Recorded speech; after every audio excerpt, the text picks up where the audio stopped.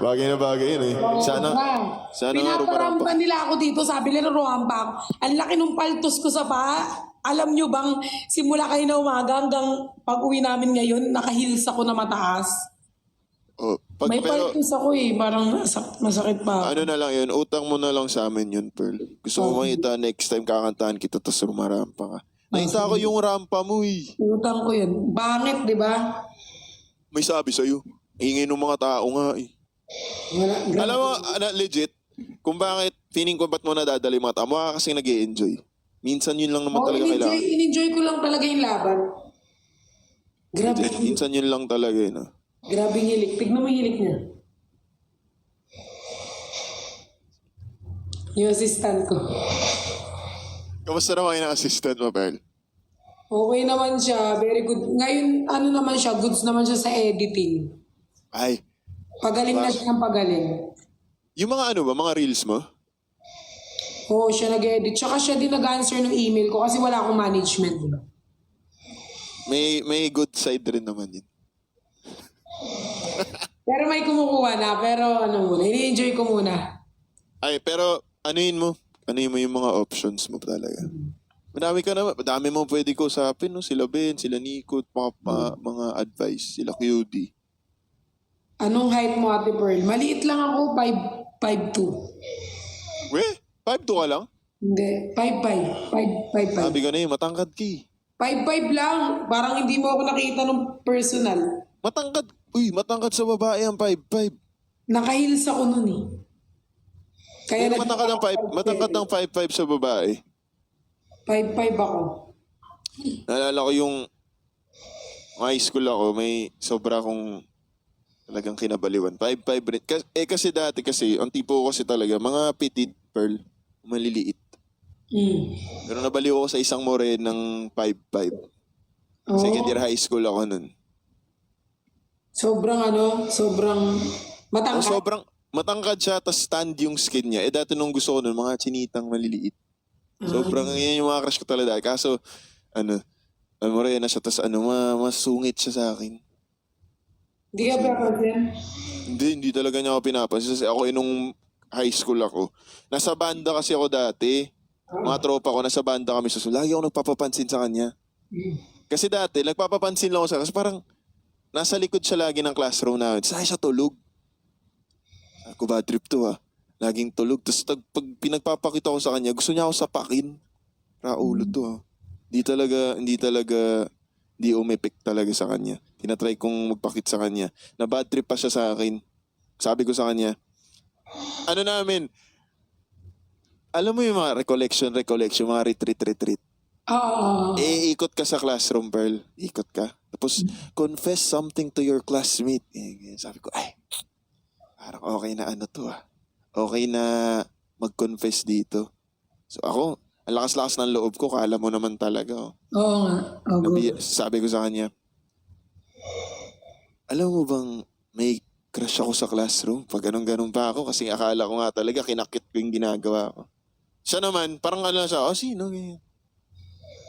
Sabi ko, ikaw, sinuntok yung braso ko. Nasuntok ako. Hindi ka niya trip? Nabuisit talaga siya sa akin. Buisit siya sa akin. Pero makulit ako eh. Yung sa tinigilan. Ngayon, jowa mo na? Matagal na kami nag-iwalay. Pero siya ang pinakamatagal ko naging girlfriend. Ay, naku. High school pa ako nun eh. Pero matagal, siguro buong taon ng second year high school, yun lang yung pinagkakaabalahan ko. Joke lang. Nag-aaral naman ako. May effort ka naman. Kasi dati, ako taga-bili ng gamot ng lola ko every week. So every week nasa botika ako. Bumibili ako ng mga mumurahing dark chocolate kasi paborito niya yung tsokolate. Dark chocolate, every week yan. Kahit hindi niya nagugustuhan, binibigay ko talaga sa kanya. Kahit nababad trip siya sa akin. Pag dalawa yung binibigay ko sa kanya, parang naimukha niya, eto na naman. Laging ganun. Pero pag tinamaan ka nga naman talaga. Mahirap Masaya na siya, no? Masaya naman na siya. At magkaibigan pa rin naman kami hanggang ngayon. Solid pa rin naman kami. Kaso hindi na, syempre. Ay, grabe. O, tignan niyo si Josh, guys. Jowain niyo na si... Ay, bawal. Bawal pala. Hindi, ano talaga, alam mo minsan, yung mga effort naman kasi, mapapansin mo, hindi naman siya yung parang, paano ba, pag may gusto, hindi naman hindi lang nga sa ano hindi lang sa tao to. Di ba pag may gusto ka namang gawin, may gusto kang maabot, gagawin mo naman talaga lahat nang hindi mo naiisip na, effort to. Gusto mo siyang gawin eh. Oo nga. Tsaka pag mahal mo yung, parang kunyari mahal mo yung tao, parang yung effort tsaka yung ano, parang wala lang sa'yo. Umsim. Kasi mahal mo yung tao. Bakit parang ako yung nagre-relapse dito? Wala nang gamay yung mga relapse na invisit ng mga to. Ano magre-relapse sa gabing to? Di naman ako masyado iyakin. Pearl, iyakin ka ba, Pearl? So far, dead lang ako. Like, mabilis ka maiyak? May makita kong umiiyak, naiyak na ako. Okay, pwede mo hindi sagutin to. Anong weakness mo? Like yung parang pag makita mo, shit, naiyak ako dito. Or pag pinag-usapan tong topic na to, mukhang malamang sa malamang maiiyak ako. Weakness ko aso mga aso. Pareho tayo dyan. Aso. May makita kong aso sa ano, parang Sobrang same tayo. Kaya nga yung ano ko talaga, yung inipon ko na ano ngayon, yung ano ng farm, kukunin ko lahat ng aso sa kalsada kasi nagagalit na yung sa apartment ko kasi nga iniipon ko yung mga aso.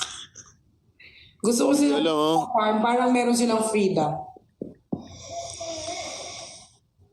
Gusto ko rin gawin yan. Dati, nung nasa kabila pa kasi akong app dati, nag-stream ako nung pandemic. Ang dami kasi may mga pa-contest kasi doon, Pearl. Hindi ako sumasali kasi feeling ko nung mga time din, kapag nagtrabaho naman ako na maayos, pwede kong mabili yung mga gusto ko. Pero may isa silang pa-contest nun na ang price is makakapag-suporta ka sa potion project ng 5 aso under your name for an entire year. So yung pagkain nila, mga vaccine nila, under your name.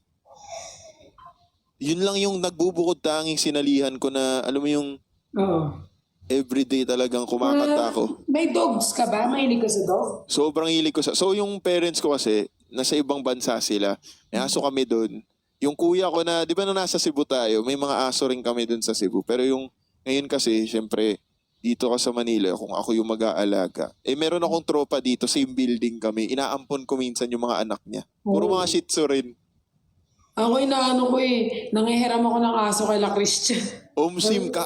Ngayon kasi nga, di ba, busy. Ikaw, busy ka rin.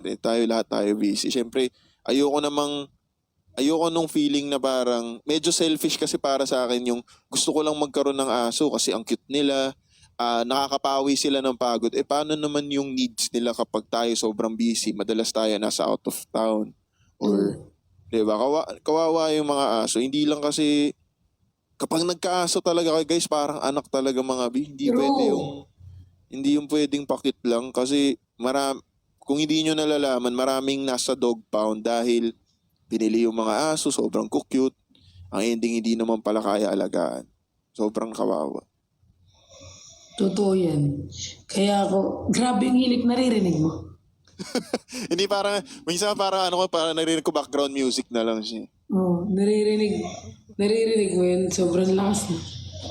Ikaw, Pearl, anong oras ka na natutulog? Yung totoo? Depende, nagsiselfone. Kasi mahilig akong matulog ng yung cellphone ko, naiiwan ko na sa kamay. Nakatulog ka na ba sa live? Oo, isang beses. Nakatulog. Sobrang pagod ko naman yun. Like, 4 days tuloy-tuloy yung event ko, walang pahinga. Tapos nagla-live kami, kasama ko si Christian, di ko alam kung si Nico, tsaka si, Vrix ata. Tapos tinatawagan nila yung cellphone ko, naka-do not disturb ako. Di nila makontak. Wala silang makontak. Hanggang yun. Vrix. Grabe naman. Oo, kasama si Nico. Okay pa ba yung assistant? Okay pa naman siya? Check, okay pa naman siya. Naman siya. Iniisip ko niyan, paano ako matutulog? Kasi mag-headphone na naman ako. Lagi kasi ako nag-headphone. Pagtulog. Kasi nga, malakas siya umilig. Pero nasanay ka na lang ba? Parang nasanay na lang.